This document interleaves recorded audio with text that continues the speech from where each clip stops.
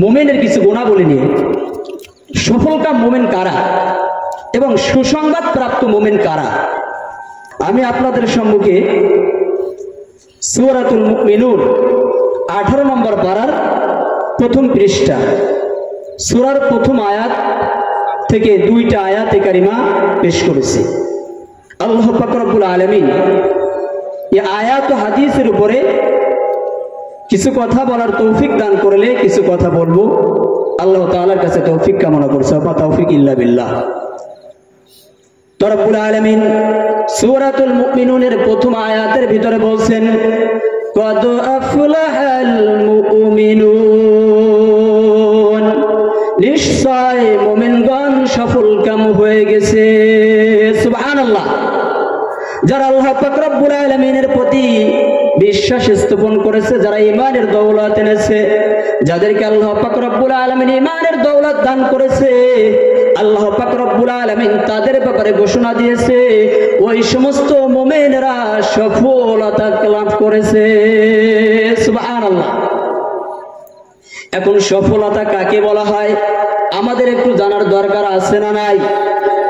সফলতা কাকে বলে? সফলতা বলতে আমরা কি বুঝি? সফলতা বলতে আমরা দুনিয়ার লাইন অধিকাংশ মানুষ যেটা বুঝি, আল্লাহ পাক রব্বুল আলামিন যাকে দুনিয়াতে ধন দৌলত দিয়েছে, যাকে আল্লাহ পাক রব্বুল আলামিন পাহাড় পরিমাণ ধন সম্পদ দান করেছেন, যাকে এরকম ভাবে বিঘা থেকে বিঘা জমির মালিক বানিয়েছেন, যাকে 1টা 2টা 5টা গাড়ির মালিক বানিয়েছেন, ঘরের মালিক বানিয়েছেন, আমরা মনে করি এটা হলো সফলতা। ঠিক কিনা? আসলে এটা কিন্তু সফলতা, এটা কিন্তু সফলতা নয়। সফলতা কাকে বলা হয়?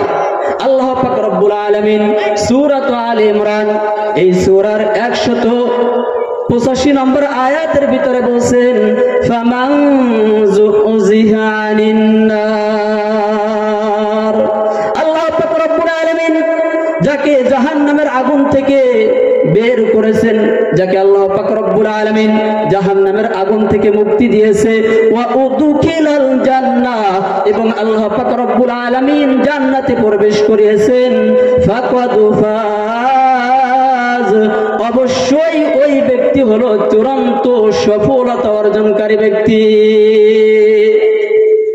তাহলে দুনিয়ার আসবাবের সাথে, দুনিয়ার সম্পদের সাথে, দুনিয়ার ধন দৌলতের সাথে সফলতার কোনো সম্পর্ক নাই। সফলকাম ব্যক্তিকে সফলতা ওই ব্যক্তি অর্জন করতে পারবে, ওই ব্যক্তি সফলতা অর্জন করতে পেরেছে যে ব্যক্তিকে আল্লাহ পাক রব্বুল আলামিন জাহান্নাম থেকে বের করে, জাহান্নাম থেকে মুক্ত করে আল্লাহ পাকের জান্নাতে পৌঁছাই দেবে, ওই ব্যক্তি হলো চূড়ান্ত পর্যায়ে সফলতা অর্জনকারী ব্যক্তি। ঠিক কিনা? ঠিক। এরপরে আল্লাহ পাক রব্বুল আলামিন বলেন, আল্লাযীনা হুম ফি সালাতিহিম খাশিউন, মুমিনদের 1 নম্বর বৈশিষ্ট্য হলো এই আয়াতে কারিমার ভিতরে আল্লাহ পাক রব্বুল আলামিন বলেন তারা তাদের নামাজের সমূহে বিনয়ী হয়। কি হয়? তারা তাদের নামাজে বিনয় নম্রতা অবলম্বন করে, ভীত সন্ত্রস্ত হয়। আল্লাহ পাক রব্বুল আলামিনের জন্য তারা নামাজের ভিতরে বিনয় হয়ে যায়। ঠিক কিনা বলেন?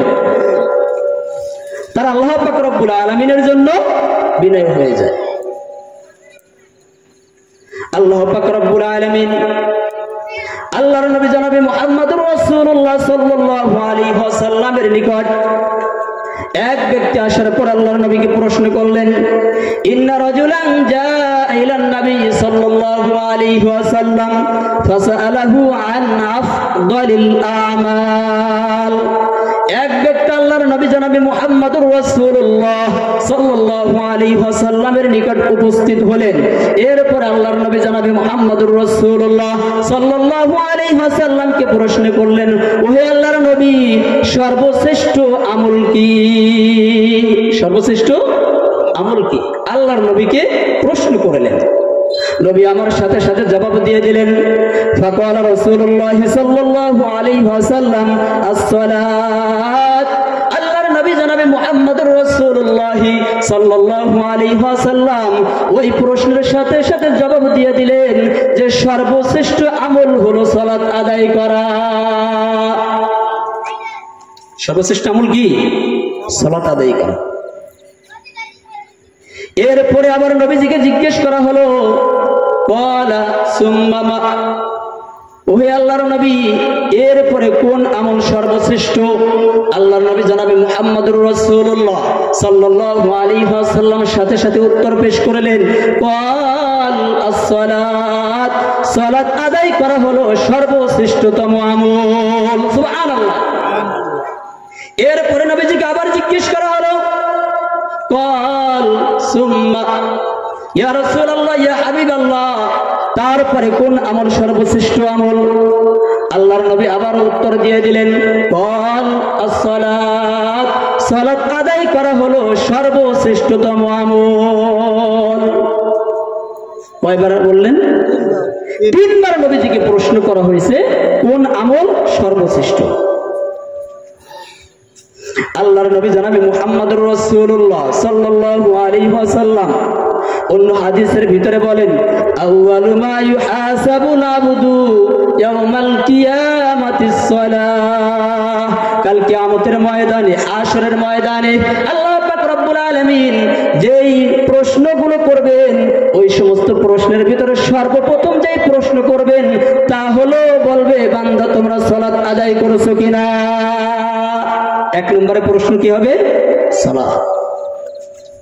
নবী আমার এরপরে বলছেন, ফা ইন সালাত সালাহা সাইরু আমালি, যার সালাত ঠিক হয়ে গেল, যার সালাত সঠিক হয়ে গেল, তার অন্য অন্য আমলগুলোকে আমার আল্লাহ পাক রব্বুল আলামিন সঠিক বলে বিবেচিত করবেন। সুবহানাল্লাহ বলেন। তাহলে সালাত ঠিক তো সব ঠিক, কি বলেন? সালাত ঠিক, সব ঠিক। এরপরে রাসূল বলছেন, ওয়া ইন ফাসাদাত ফাসাদা সাইরু আমালি, আর যে ব্যক্তির নামাজ নষ্ট হয়ে গেল, যে ব্যক্তি নামাজকে নষ্ট করলো, যে ব্যক্তির নামাজ বিনষ্ট হয়ে গেল, তার অন্য অন্য সকল আমলগুলোকে আল্লাহ পাক রব্বুল আলামিন বিনষ্ট বলেই বিবেচিত করবেন। তাহলে সালাত আদায় করার দরকার আছে। সালাত আদায় করবেন তো নাকি? ইনশাআল্লাহ। ইনশাআল্লাহ। আল্লাহ পাক রব্বুল আলামিন তৌফিক দান করুন। এরপরে মুমিনের 2 নম্বর গুণ বললাম। 3 নম্বর গুণ সম্পর্কে আল্লাহ পাক রব্বুল আলামিন বলছেন, ওয়াল্লাযীনা হুম আনিল লাগwi মুরিদুন, মুমিনরা যেখানে দেখে অনর্থক কথাবার্তা আলোচনা হচ্ছে, মানুষকে নিয়ে সমালোচনা করা হচ্ছে, মানুষের পরনিন্দা করা হচ্ছে, মানুষকে অপমানিত করা হচ্ছে, যেখানে অসার কথাবার্তা চলে, মুমিনগণ যারা, তারা ওই সমস্ত কথাবার্তা এড়িয়ে চলে। অনর্থক কথা থেকে কি করে? যারা মুমিন তারা সাবধানতা অবলম্বন করে, এড়িয়ে চলে। এরপরে আল্লাহ পাক রব্বুল আলামিন বলেন, ওয়াল্লাযীনা হুম লিয-যাকাতি ফাইলুন, আল্লাহ পাক রব্বুল আলামিন বলেন, যারা তাদের যাকাতের ব্যাপারে সক্রিয়, যাকাতের ব্যাপারে যত্নবান, অর্থাৎ যাকাত আদায়ের ব্যাপারে তারা কৃপণতা করে না। কি করে না? কৃপণতা করে না। আল্লাহ পাক রব্বুল আলামিনের হুকুম, যাকাত ফরজ হয়েছে, তারা যাকাত দিতে এক বিন্দু পরিমাণও কৃপণতা করে না, কারণ এটা আমার সম্পদ না, এটা গরিবের সম্পদ। ঠিক কিনা? আল্লাহর নবী জনাবে মুহাম্মদুর রাসূলুল্লাহ সাল্লাল্লাহু আলাইহি ওয়াসাল্লাম বলেন, মানিউজ যাকাতি ইয়াউমাল কিয়ামাতি ফিন্নার, যাকাত আদায় করে না এমন ব্যক্তি কাল কিয়ামতের দিন জাহান্নামে প্রবেশ করবে। কোথায়? জাহান্নামে। যারা যাকাত আদায় করে না তাদের স্থান কোথায়? জাহান্নামে। তাহলে যাকাত আদায় করার দরকার আছে তো নাকি? আল্লাহ পাক রব্বুল আলামিন আমাদেরকে তৌফিক দান করুক। এরপর আল্লাহ পাক রব্বুল আলামিন বলেন, ওয়াল্লাযীনা হুম লিফুরুজিহিম হাফিজুন, যেই সমস্ত মুমিনেরা তাদের লজ্জাস্থানকে কি করে? সংরক্ষণ করে, হেফাজত করে। আল্লাহর নবী জনাবে মুহাম্মদুর রাসূলুল্লাহ সাল্লাল্লাহু আলাইহি ওয়াসাল্লাম বলেন, ওহে আমার উম্মতেরা, তোমরা যদি দুইটা জিনিসকে তোমরা গ্যারান্টি দিতে পারো, আমি আল্লাহ তাআলার কাছ থেকে তোমাদেরকে আমি বলতে চাই, তাহলে তোমাদেরকে আল্লাহ পাক রব্বুল আলামিন জান্নাতে প্রবেশ করাই দিবে। দুইটা জিনিসের আমানত যদি তোমরা রক্ষা করতে পারো, তাহলে আমি তোমাদেরকে গ্যারান্টি দিয়ে দিলাম আল্লাহ পাক রব্বুল আলামিন তোমাদেরকে জান্নাতে প্রবেশ করাই দিবেন। একটা হলো দুই সোয়ালের মাঝখানে জবান।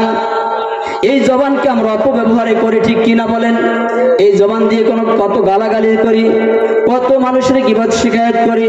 আল্লাহর নবী জনাবে মুহাম্মদুর রাসূলুল্লাহ সাল্লাল্লাহু আলাইহি ওয়াসাল্লাম বলেন, যারা তাদের জবানকে হেফাজত করতে পারবে আর দুই ইরানের মাঝখানে তাদের লজ্জাস্থানকে সংরক্ষণ করতে পারবে, আমি ওয়াদা দিয়ে দিলাম তাদের জন্য আল্লাহ পাক রব্বুল আলামিন জান্নাত বরাদ্দ করে দিয়েছেন। সুবহানাল্লাহ। পারা যাবে তো নাকি ইনশাআল্লাহ? আল্লাহ পাক রব্বুল আলামিন আমাদেরকে তৌফিক দান করুন। সালাতের ব্যাপারে আমাদের একটু বেশি আলোচনা করা হয়, তারপরে কি নামাজি বাড়তেছে নাকি? নামাজি বাড়ে? আসলে আমাদের ইমানের ভিতরে সমস্যা আছে, ঠিক কিনা বলেন? ইমান। অথচ আল্লাহর নবী জনাবে মুহাম্মদুর রাসূলুল্লাহ সাল্লাল্লাহু আলাইহি ওয়াসাল্লাম বলেন, লা ঈমানা লিমান লা সালাতা লাহু। যে ব্যক্তির নামাজ নাই ওই ব্যক্তির ঈমান নাই। কি নাই? নামাজ নাই তো ঈমান নাই, সরাসরি কথা। হাদিস সম্ভার এই কিতাবের 632 নম্বর হাদিস। আমি যত হাদিস বলবো নম্বর সহ বলতে পারি, কিন্তু আমার সময় সংক্ষিপ্ত, এই জন্য বলতে পারি না। আলোচনা করেও মজা পাচ্ছি না আপনাদের সামনে, যেহেতু সময় একেবারে সংক্ষিপ্ত। এরপরে রাসূল বলছেন, ওয়ালা সালাতা লাহু লিমান ওয়াজুয়া। আর যে ব্যক্তির ওযু নাই ওই ব্যক্তির কি নাই? নামাজ নাই। ওযু নাই তো নামাজ নাই। এখন সুসংবাদ প্রাপ্ত মুমিনদের কিছু বৈশিষ্ট্য আমি বলতে চেয়েছিলাম। এক নম্বর বৈশিষ্ট্য, যারা সুসংবাদ প্রাপ্ত মুমিন হবে, আল্লাহ পাক রব্বুল আলামিন সূরাতুত তাওবার 112 নম্বর আয়াতে বলছেন, আত-তাইবুনা। এক নম্বরে তারা কি করবে? তওবা করবে। যদি কোনো ভুল হয়ে যায়, কোনো গুনাহ হয়ে যায়, নিজের অজান্তে যদি কোনো অপরাধ হয়ে যায়, তারা সাথে সাথে তওবার মাধ্যমে গুনাহ থেকে ফিরে আসে। তওবার ব্যাপারে আমি দুই একটা কথা বলে বিদায় নিতেছি। তওবা কাকে বলে? এটা আমাদের সমাজের অনেক মানুষই জানি না। তওবা কাকে বলে আমাদের সমাজের কিছু মানুষ তো জানি না, এবং জীবনের গুনাহ মাফ করাইতে পারে না। এরপরে যথারীতি যথাযথ সময়ে তওবাও করতে পারে না। আমরা যারা 5 ওয়াক্ত নামাজ পড়ি, আমরা জানি ওযু ছাড়া নামাজ হয় না। ওযু ছাড়া নামাজ হয়নি? হবে? ওযুর ফরজ কয়টা? 4টা। কয়টা? 4টা। 1 নম্বর মুখমণ্ডল ধৌত করা। নাম্বার 2 দোনো হাতের, আমরা 7.5 পর্যন্ত বলছিলাম, দোনো হাতের কোন সহ ধৌত করা, মাথা মাসিক করা, 2 পায়ের টাকনু পর্যন্ত মাসিক করা। এই 4 ফরজ ছাড়া যেমনই ভাবে ওযু হয় না, ঠিক তেমনই ভাবে 6 কাজ ছাড়া বান্দার তাওবাও আল্লাহ কবুল করে না। কয় কাজ বললাম? 6 কাজ। এইটা মনে রাখবেন। সারা জীবন তো কত ভুল করেছেন, গুনাহ করেছেন, নামাজ ছেড়ে দিয়েছেন, এরপরে মানুষের সাথে দুশ্মনী করছেন, অনেকের জমিন ঠকিয়ে খাচ্ছেন, আছে না নাই? আছে। আবার আমরা তওবাও করতেছি। একদিকে সিনেমা দেখতেছি আর একদিকে মুখে বলতে আস্তাগফিরুল্লাহ আস্তাগফিরুল্লাহ, অথচ গুনাহ ঢুকতেছে, মুখ দিয়ে আস্তাগফিরুল্লাহ পড়তেছে। আল্লাহ তো দেখতেছে কি দেখতেছে না? মাফ করবে? মাফ হবে? হবে না। তাহলে তাওবা কবুল হতে হলে, আল্লাহ তাআলার কাছে মনোনীত হতে হলে 6টা কাজ সামনে রেখে আমাদেরকে তওবা করতে হবে। 1 নম্বর কাজ, নিজের গুনাহের জন্য অন্তরের ভিতরে ঘৃণা সৃষ্টি হওয়া। কি সৃষ্টি হওয়া? ঘৃণা সৃষ্টি হওয়া। আপনি তওবা করতেছেন, কিন্তু আপনি যে পূর্বে গুনাহ করছিলেন ওই গুনাহের ব্যাপারে আপনার অন্তরের ভিতরে ঘৃণা এখনো সৃষ্টি হয় না। আপনি গুনাহ থেকে ফিরে আসতে পারবেন? পারবেন? কথা বলেন। এরপরে গুনাহের জন্য অনুতপ্ত হওয়া, অনুসূচিত হওয়া, গুনাহের কারণে আল্লাহ তাআলার কাছে নিজেকে নিজে লজ্জিত মনে করা। 2 নম্বর কাজ, গুনাহের অভ্যাস ছেড়ে দেওয়া। কি ছেড়ে দেওয়া? গুনাহের অভ্যাস ছেড়ে দেওয়া। আপনি তওবা করতেছেন, কিন্তু গুনাহের অভ্যাস আপনার অন্তর থেকে এখনো ফিরে নাই, যায় নাই, তাহলে আপনি তওবা যদি করতে করতে মইরাও যান, আপনার তওবা কি হবে না? কবুল হবে না। কি করা? গুনাহের অভ্যাস ত্যাগ করা। 3 নম্বর কাজ হলো, ভবিষ্যতে আমি আর কখনোই এই অপরাধ, এই অপকর্ম, এই অন্যায় আর কখনো আর জীবনে কোনোদিন করব না, এ মর্মে আল্লাহ তাআলার কাছে পাক্কা ওয়াদাবদ্ধ হওয়া। বুঝেননি? বুঝেন? সারা জীবন তো তওবার ওয়াজ কত শুনছেন। এরপরে 4 নম্বর, বান্দার হক লঙ্ঘনের মাধ্যমে যদি আপনার গুনাহ হয়ে থাকে, বান্দার হক আদায় করছে এরকম পরিপূর্ণ মুমিন কয়জন আছে এই ময়দানের ভিতরে? হ্যাঁ, খুঁজে পাওয়া যাবে না। একজন বলছে, বান্দার হক লঙ্ঘনের মাধ্যমে যদি আপনার আমার গুনাহ হয়ে থাকে, আল্লাহ তাআলার হক লঙ্ঘনের মাধ্যমে যদি আপনার আমার গুনাহ হয়ে থাকে, তাহলে আল্লাহর হক 1 নম্বরে আদায় করার চেষ্টা করা। আর 5 নম্বরটা হলো, বান্দার হক লঙ্ঘনের মাধ্যমে যদি আপনার গুনাহ হয়ে থাকে, তাহলে বান্দার হক আদায়ের ব্যাপারে কি করা? চেষ্টা করা। আর 6 নম্বর কাজ হলো, কাকুতি মিনতি করে আল্লাহ তাআলার কাছে তওবা করা, গুনাহের মাপ চাওয়া, ক্ষমা চাওয়া। এজন্য আল্লাহ পাক রব্বুল আলামিন সূরাতুত তাহরিমের 8 নম্বর আয়াতের ভিতরে বলেন, ইয়া আইয়ুহাল্লাযীনা আমানু তুবু ইলাল্লাহ, ওহে যারা ঈমান এনেছো, তোমরা আমি আল্লাহ পাক রব্বুল আলামিনের কাছে তওবা করো। আমরা এবারে আল্লাহ পাক রব্বুল আলামিনের কাছে জিজ্ঞেস করলাম, আয় আল্লাহ তাআলা আমরা কিভাবে তওবা করব? আল্লাহ পাক রব্বুল আলামিন বললেন, তাওবাতান নাসুহা, খালেস তওবা, নির্ভেজাল তওবা, যেই তওবার মাধ্যমে আল্লাহ পাক রব্বুল আলামিন তোমার আমার জীবনের সকল গুনাহগুলোকে মাফ করে দিবেন। সুবহানাল্লাহ। আসা রাব্বুকুম আইয়ুকাফফিরা আনকুম সাইয়্যাতিকুম ওয়া ইউদখিলাকুম জান্নাতিন তাজরি মিন তাহতিহাল আনহার।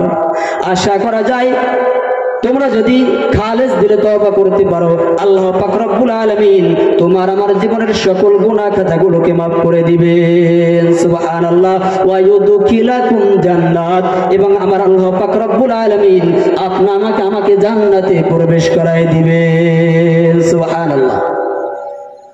তাহলে যে 6টা শর্ত বললাম, এই 6টা শর্ত সাপেক্ষে যদি আপনি আমি তওবা করতে পারি, এই তওবাটা হবে তাওবায়ে নাসুহা। অনেকে বলে নাসুহা মানে একজন ব্যক্তি, এটা ভুল কথা।